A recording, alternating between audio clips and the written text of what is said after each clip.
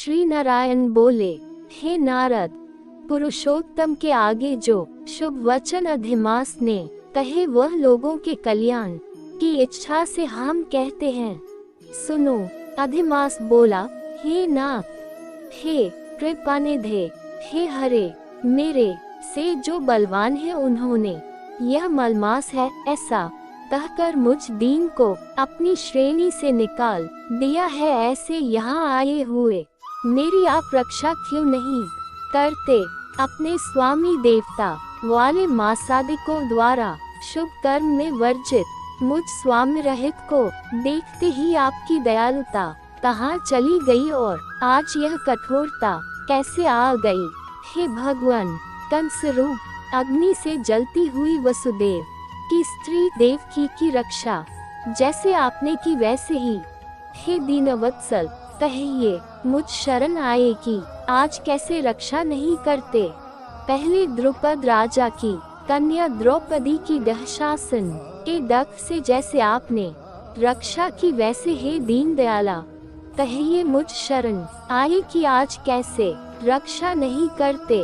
यमुना में कालिया नाग के विष से गौ चराने वालों तथा पशुओं की आपने जैसे रक्षा की वैसे हे दीनवत्सल कहिए मुझ शरण आए कि आज कैसे रक्षा नहीं करते?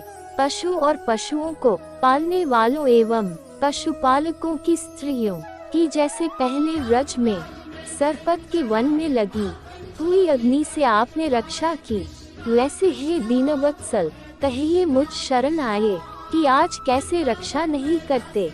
मगध देश के राजा जरासंध के बंधन से राजाओं की जैसे रक्षा की वैसे हे दीनवत्सल कहिए मुझ शरण आए कि आप कैसे रक्षा नहीं करते? आपने ग्रह के मुख से गजराज की झट आकर जैसे रक्षा की वैसे हे दीनवत्सल कहिए मुझ शरण आए कि आज कैसे रक्षा नहीं करते? श्री नारायण बोले, इस प्रकार को कह स्वामी रहित मलमास आंसू बहता मुख लिए जगतपति के सामने चुपचाप खड़ा रहा। उसको रोते देखते ही भगवान शीघ्र ही दशयार्द्र हो गए और पास में खड़े दीनमुख मलमास से बोले, श्री हरि बोले, हे वत्स, क्यों इस समय अत्यंत दख में डूबे हुए हो? ऐसा कौन बड़ा भारी दख तुम्हारे मन में है?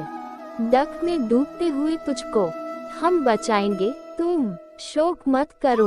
मेरी शरण में आया फिर शोक करने के योग्य नहीं रहता है। यहाँ आकर महादुखी नीच भी शोक नहीं करता, किस लिए तुम यहाँ आकर शोक में मन को दबाए हुए हो? जहाँ आने से न शोक होता है, न कभी बुढ़ोती आती है, न मृत्यु का भय रहता है, किंतु नित्य आनंद रहा करता है। इस प्रकार के बैकुंठ में आकर तुम कैसे दहखित हो?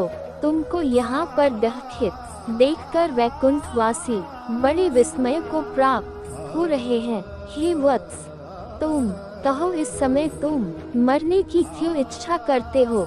श्री नारायण बोले, इस प्रकार भगवान के वाक्य सुनकर बोझा लिए हुए आदमी जैसे बोझा रखकर श्वास पर श्वास लेता है, इसी प्रकार लेकर अधिमास मधुसूदन से बोला।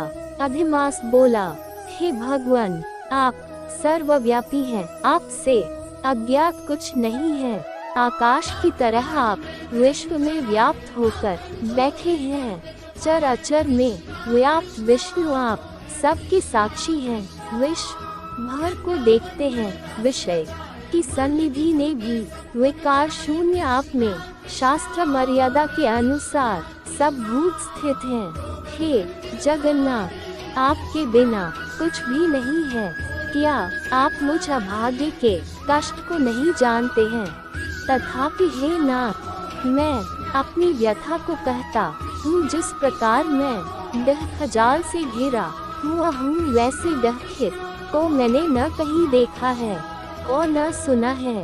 क्षण, निमेष, मुहूर्त, पक्ष, मास, दिन और रात सब अपने अपने स्वामियों के अधिकारों से सर्वदा बिना भय के प्रसन्न रहते हैं।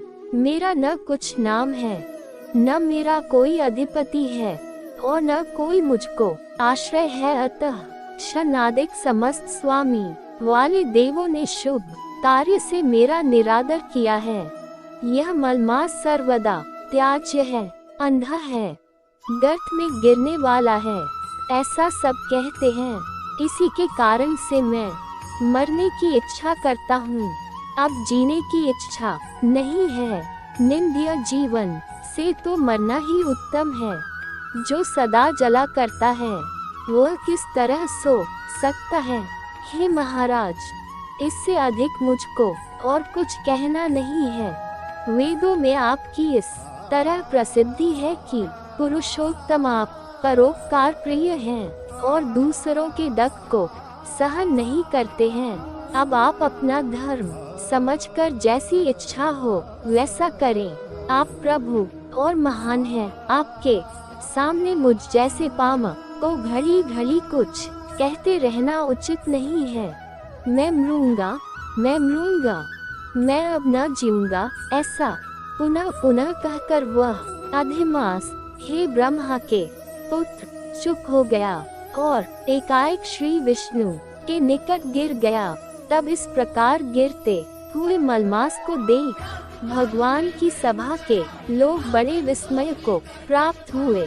श्री नारायण बोले, इस प्रकार कहकर चुप हुए अधिमास के प्रति बहुत कृपा भार से अवसन्न हुए श्री कृष्ण मेघ के समान गंभीर वाणी से चंद्रमा की किरणों की तरह उसे शांत करते हुए बोले।